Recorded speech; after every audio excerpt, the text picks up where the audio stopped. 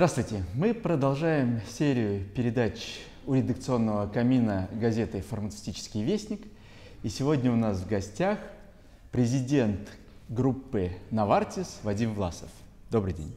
Здравствуйте. Здравствуйте. Также у нас в студии ведущий обозреватель газеты «Фармацевтический вестник» Елена Калиновская. Вадим, и вот традиционно начиная, хотелось бы спросить, как для компании, как для вашей группы в России прошел вот этот год, какие важные события, основные, которых бы вы хотели упомянуть, за последние 12 месяцев происходили?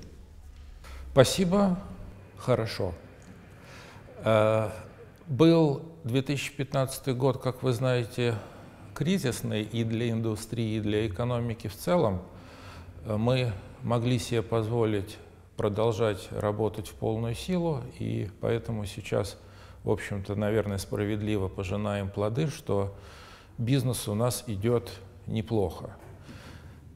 Не раскрываем цифры по стране, стараюсь из суеверия русско-российского избегать каких-то более эмоциональных оценок, но спасибо, хорошо. То есть 16-17 вам не приходилось, как и в 15-м, ужиматься, урезаться, как-то перестраивать более экономный бизнес? Нет, мы ничего этого не делали. Естественно, снизилась выручка в долларовом эквиваленте. То есть если мы входили, условно говоря, в десятку крупнейших рынков, сейчас мы немного отодвинулись, перешли во вторую десятку. Россия. Но такая ситуация для всех. В рублях у нас наблюдается рост. В некоторых областях даже то, что называется double digit. Недавно, по-моему, в июле прошла новость о том, что внесено изменение в регистрационное досье препарата кетонал вашего, и теперь он может производиться на заводе Новартис Нева. Но, насколько я помню, завод запущен в 2015 году. Вот почему такая разница и как там сейчас у вас на заводе? Знаете, завод Новартис Нева — это моя любимая тема. Мы гордимся иногда напоминать, что мы были одной из первых крупных многонациональных фармацевтических компаний, которые откликнулись на призыв правительства поучаствовать в программе «Фарма-2020». Мы завод начали строить в 2011 году, он в Петербурге, судя по названию. В 2015 закончили, но закончили это, имеется в виду, получили лицензию на производство. Но сам запуск фармацевтического производства, вещь технологически, она достаточно длинная. Там и обучение персонала, и передача технологий, перерегистрация препаратов, а перерегистрация предполагает в том числе такой так называемый испытательный тест, stability тест. Это когда препарат производится и кладется на месяцы на полку, чтобы спустя несколько месяцев убедиться, что там не появилась ни осадка, что таблетка не раскрошилась. Вот этот период длится иногда до года. И у нас сейчас определена цепочка препаратов, которые на выходе. Кетонал первый зарегистрирован, и я уверен, что до конца года мы начнем уже коммерческие отгрузки. А там готова лекарственная форма или пока упаковка первичная, вторичная? Это пока производство из балка, контроль качества и упаковка, но на более поздней стадии будет полный цикл производства, готовая лекарственная форма. Ну вот как раз вы упомянули и «Фарма-2020», которая сейчас постепенно становится «Фармой-2030», и действительно много изменений происходит на рынке с точки зрения регуляторики, поддержки развития производства фармацевтического в России. Вот в рамках этого что следующее будет? Ведь запуск препарата, производства, по сути, со стратегической точки зрения для вас это уже свершившийся факт, то есть вы уже как бы это прошли. А вот дальше, на 3-5 лет вперед, что будет с этим заводом, что в планах? Вы знаете, сейчас параллельно идет несколько таких знаковых процессов в российской фарминдустрии. Особенность фарминдустрии в том, что она контролируется несколькими ведомствами. Если до последнего времени это было 4, то сейчас с передачи контроля госзакупок Минфину их стало уже 5.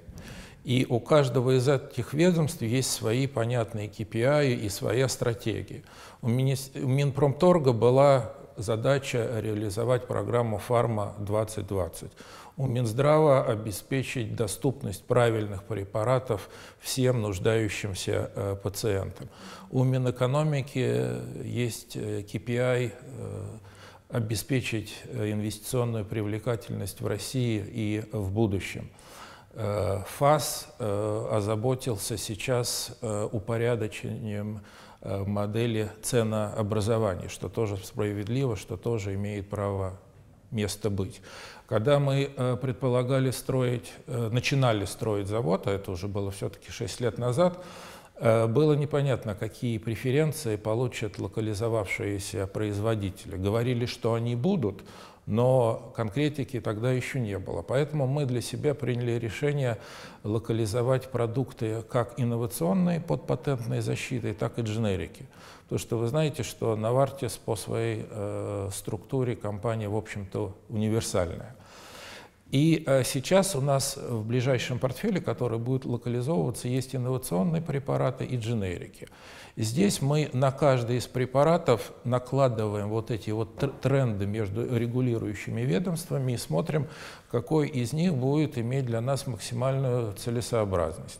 Например, мы, как производители дженериков, приветствовали, ну не приветствовали, скажем так, менее настороженно, чем остальные участники рынка, отнеслись к инициативе «Третий лишний».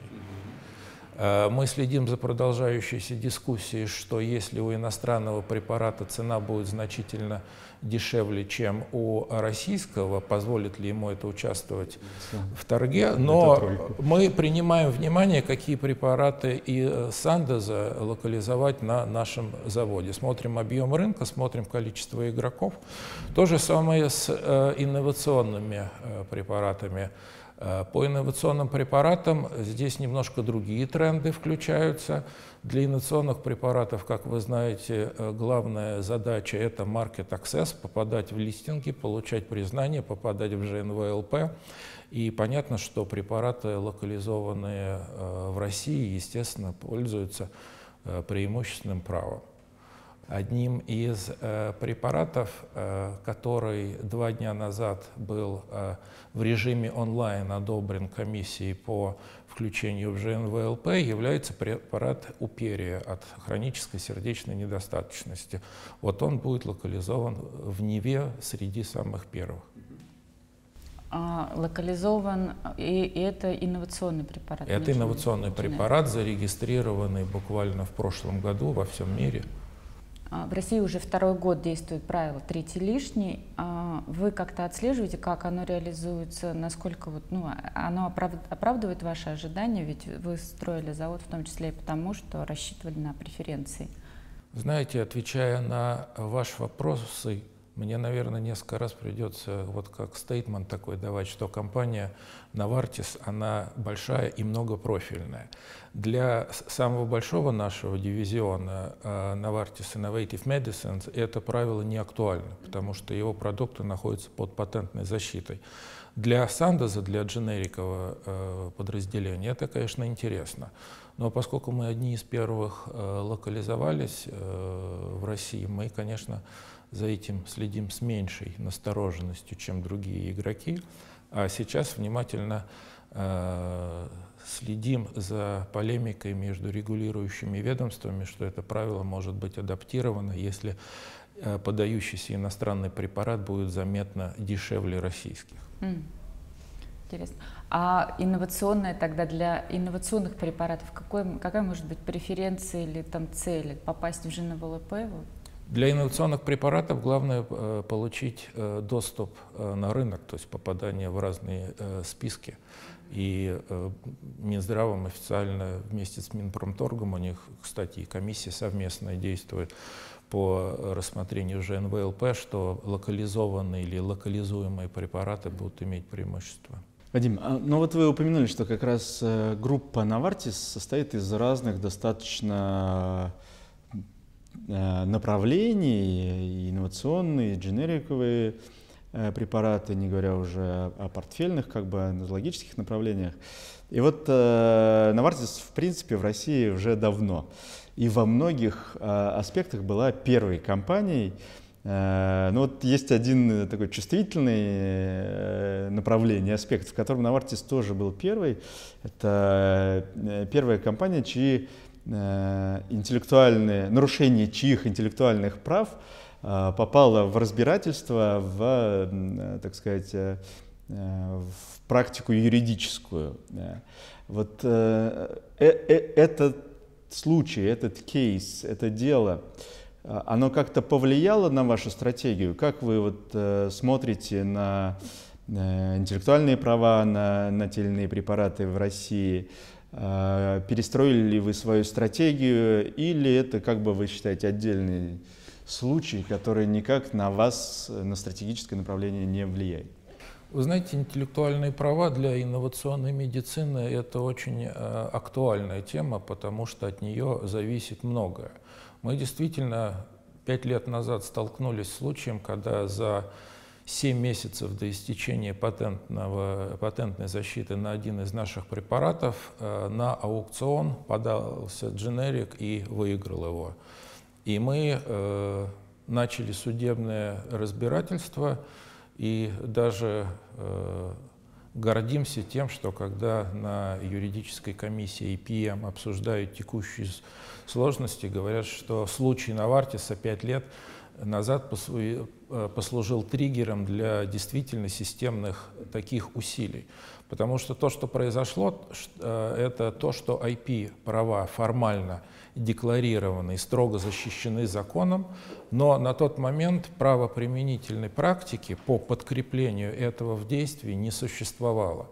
Например, мы подаем обращение в суд, вне зависимости от исхода суда, по своей структуре судебное разбирательство может тянуться месяцы, и никаких обеспечительных мер система не предусматривает. То есть в таком контексте контрафактный препарат, а если он незаконно поставлен, он является контрафактным, он успевает попасть к пациенту и просто быть употребленным. Поэтому тот наш опыт был достаточно интересен. Мы совместили несколько усилий, и юридическое разбирательство, и просветительскую работу, и переговоры с пациентскими организациями. Тогда мы нашли компромисс. Но с тех пор случаи время от времени повторяются.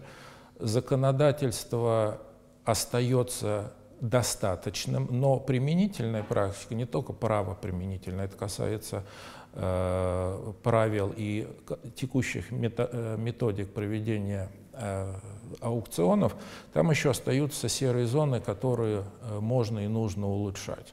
И мы сейчас тоже участвуем в нескольких активностях на эту тему, как через IPM, так и напрямую. Ну вот для себя, если отдельно этот случай отставить, вы там усилили систему мониторинга, чтобы в более короткий срок понимать, что произошло нарушение с вашей точки зрения? Или вы стали как-то защищаться более сложными контрактами, в которых прописаны какие-то дополнительные условия для дистрибьюторов, что они не могут тоже нарушать ваши интеллектуальные права или что-то? Вот какие-то изменения здесь вы сделали? Или просто некоторая работа с правительственными исполнительными, законодательными исполнительными органами по поводу совершенствования? Нет, специальных усилий или изменений практик производственных, коммерческих мы не делали. Мы просто поняли, что вот в этом множестве контролирующих ведомств, если возникает серая зона, то всегда легко переложить, что это не наша компетенция, а это компетенция там соседнего министерства или ведомства. Поэтому мы усилили просветительскую работу, мы начали действовать более активно от имени EIPM. Мы создали группу по здравоохранению в системе консультативного совета по иностранным инвестициям. Вот этот совет, он является очень удобным инструментом для обсуждения таких междисциплинарных, межведомственных проблем. И сейчас просто есть понимание, что если касается вопроса защиты интеллектуальной собственности, и это не только нарушение патента, но и защита конфиденциальности клинических данных, то здесь ведомство уже знает, что картинка не черно-белая, нужно по меньшей мере привлечь еще стейкхолдеров, чтобы быть уверенным, что не просмотрели какую-нибудь лазейку. Ну, да, вот мне просто интересно, я знаю, что у вас есть несколько исков в суде, и ситуация сейчас дошла до того, что не только дженерики регистрируются до истечения патента, еще же регистрируется теперь цена.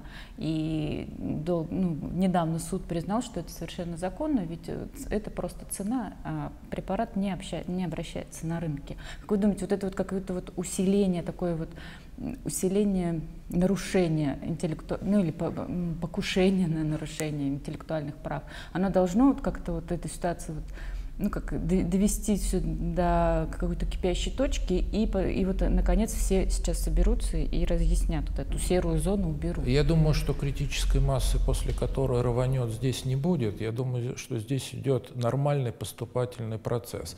Расчистили неопределенности в одном месте, сейчас появилось следующее. То, что вы затронули, это действительно формально не является нарушением законодательства, потому что если препарат не выведен в обращение, даже если он зарегистрирован и зарегистрирована цена, он законодательство формально не нарушает, но зато это вносит большую нестабильность в проведении аукционов, потому что люди в регионах объявляют аукцион, входят в систему, естественно, видят там меньшую цену и объявляют аукцион по меньшей цене, не зная, что этот препарат не может быть поставлен. Это ведет к переносу аукционов, большой задержки, опять же, рисков для пациентов, что вовремя препарат поставлен быть не может.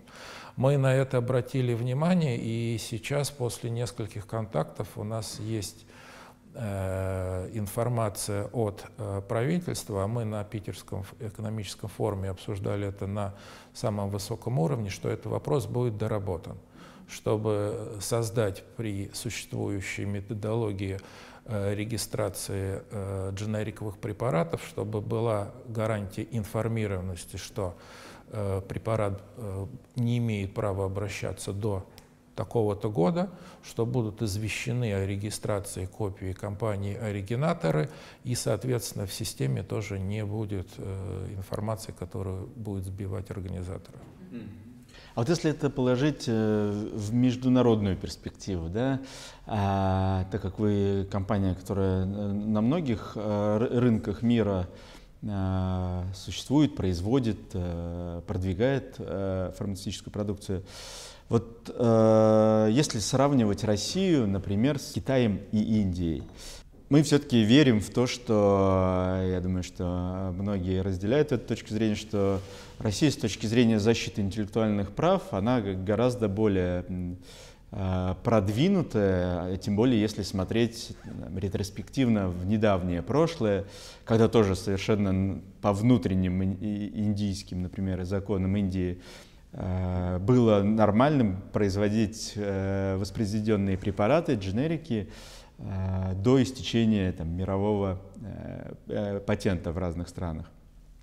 Сейчас это, конечно, изменилось, но Россия вот, и с точки зрения обдумывания законодательства в области принудительного лицензирования, вот, в тех случаях, когда происходит разбирательство с преждевременным с точки зрения оригинатора регистрации или препарата, или цены, до полного истечения патента, Россия в вашей штаб-квартире рассматривается, там, естественно, нет официального такого списка, но как бы она относится к списку, где надо внимательнее смотреть на юридические права, на защиту своих интеллектуальных прав. Она относится к той же группе, где находятся Китай и Индия, или к другой группе, или все-таки, как и мы, в Новартисе верят, что Россия более продвинута в этом отношении? Ну, тут надо вам отвечать тезисно. Первое, я не знаю о том, чтобы у Novartis были группы или корзинки разных стран по разным IP-рискам. В каждой стране есть своя ситуация, и в каждой стране мы работаем абсолютно открыто и транспарентно. Тема принудительного лицензирования, она в последнее время очень популярна, но тот же ФАС давал разъяснение, что все разговоры и внимание к теме принудительного лицензирования, они не для того, чтобы его вести, а для того, чтобы пригласить компании к диалогу об обсуждении справедливой цены для российского рынка.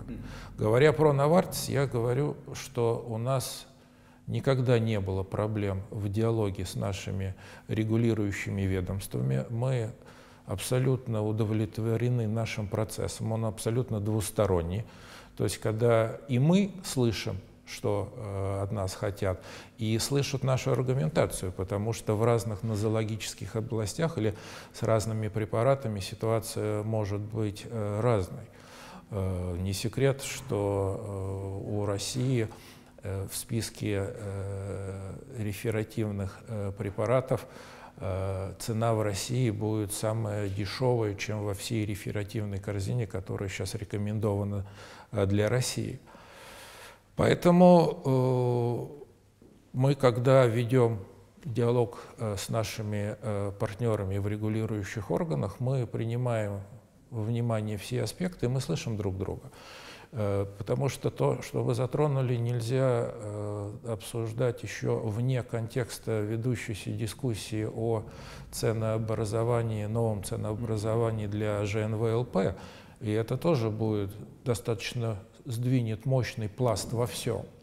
С одной стороны, для нас, как инноваторов, эта тема должна внушать вроде бы меньше беспокойства, но с другой стороны, если эта модель будет применяться к препаратам, производимым на нашем заводе, то там у нас возникнет вопрос экономической эффективности. Поэтому мы за этим в пакете за всем следим и смотрим. Влияем?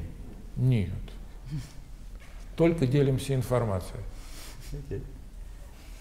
А с точки зрения международного бизнеса, Novartis, мы постоянно слышим, то сделка там произошла, там слияние, там продажи. Как вот это влияет на российский бизнес? Вас постоянно в тонусе держит, там, как вот происходит объединение и так далее? Мы всегда в тонусе. Novartis всю свою историю был result-driven организацией. Но на самом деле Novartis сейчас проживает очень интересный период своего развития. Я бы сказал, что это так называемая фаза 3, хотя это мое оценочное суждение, это нигде официально не использовалось. Просто есть история нескольких швейцарских компаний до года, когда был образован Novartis, примерно 21 год назад. До этого 100 с лишним лет там были компании Ciba Geigy, Sandoz. Потом они слились, образовался Novartis, и началась фаза сбора и консолидации активов. Novartis очень много всего приобрел. И при этом структура Novartis была такая, что было 6 дивизионов, и они абсолютно были автономны. И по исследовательской работе, и по коммерческой, и по производственной. То есть такие автономные.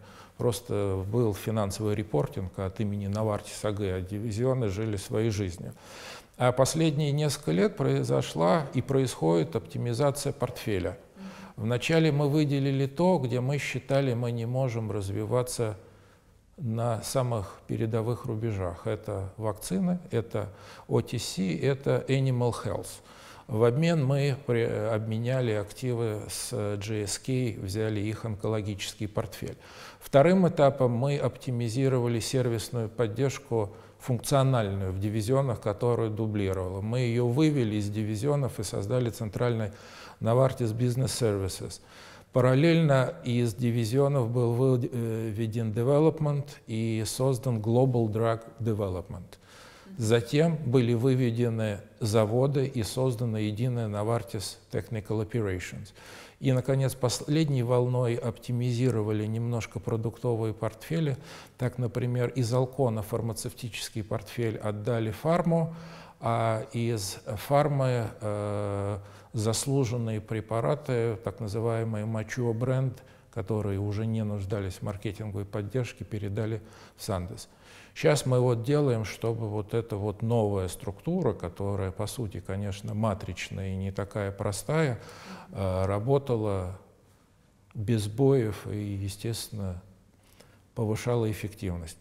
Нам в России здесь повезло, поскольку мы съехались в один офис раньше, чем эти все реформы начались, так что мы уже были готовы к этому. Было легче просто по этажам разводить, нежели да. по зданиям. Хорошо, но вот действительно Novartis многогранная компания, и одно из направлений, в котором Novartis, опять же, является неким пионером, это в России компания одной из первых приняла для себя решение участвовать в программе, еще не до конца, с моей точки зрения, сформулированный риск-шеринг. В то же время мы знаем, что и в России многие заявляют о том, что юридически она не совсем пока оформлена так, чтобы было и представителям закупающей и использующей стороны безопасно юридически в этой программе участвовать. С другой стороны, права и обязанности производителей не совсем четко очерчены, есть такие голоса. И в то же время мы видим, что в некоторых странах, которые в той или иной форме к программе риск-шеринг когда-то приступали, по репортам, по их отчетам, опять же, есть некое такое разочарование в некоторых странах в том, что там, эффективность этих программ в их странах была не очень высока. Вот это, несмотря на это, вы все равно готовы к риск-шерингу? И вот как вы его для себя видите? В чем суть той программы, в которой бы вы хотели и участвуете? Я, с вашего позволения, отступлю немножко назад, потому что говорить на эту тему, используя выражение риск-шеринг, не совсем корректно. Этого недостаточно. Вторая поправка – это не то, что мы согласились, это одна из тем, которые мы активно продвигаем просветительски во многих странах. Речь идет о том, что какая бы экономически развитая страна ни была, бюджета на здравоохранение всегда не хватает, особенно на инновационные препараты, которые, естественно, дорогие. Поэтому мы ведем с правительствами диалог в направлении так называемого ценообразования, новой модели ценообразования. И здесь наступают лингвистические нюансы, поскольку в русском языке еще не всегда придумали аналог, и я сейчас приведу пример, а перевод английской фразы может означать двоякое толкование, как и с этим риск-шерингом. Так вот, с новой моделью ценообразования, и там есть несколько разновидностей, это и софинансирование, это и риск-шеринг, и третье, о чем мы как раз больше всего считаем это наиболее перспективным, по-английски это называется outcome-based payments, то есть оплата по результату.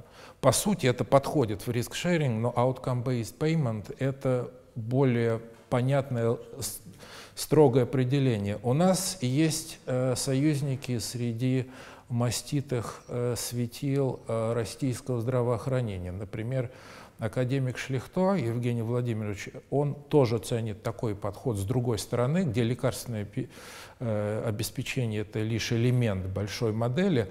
Он для этого использует понятие ценностной медицины. Поэтому, когда отвечаешь на такой вопрос, приходится немножко отступить назад, чтобы понять, о чем говорить. Любой, кому предложат оплату по результату, согласится, что это логично. Но вы правильно заметили, что в большинстве стран пока не существует институтов, которым можно было бы доверить эту оценку эффективности. В США немного продвинуты некоторые страховые компании, но это только начало. Поэтому мы это предлагаем развивать как перспективная вещь, за которым будущее, нарабатывая практики по отдельным нозологиям. Вот, например, с центром Алмазова мы подписали проект, который все-таки outcome-based payment, а не risk-sharing в области хронической сердечной недостаточности. У нас есть новый инновационный препарат Упирия.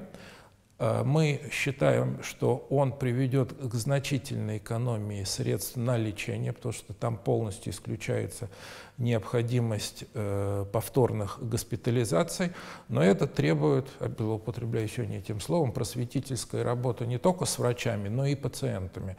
Создание вот такого системного подхода к ведению пациентов с такой нозологией.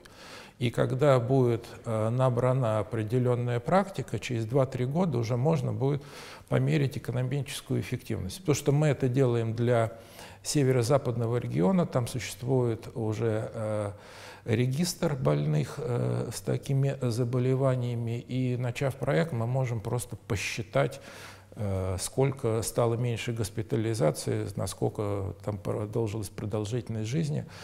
Мы, кстати, подобный проект проделали 4 года назад в Ярославской области по контролю артериального давления. Он был без конкретного препарата, но методология была такая же. А сколько, вы говорите, в северо-западном регионе? 2-3 года надо, чтобы...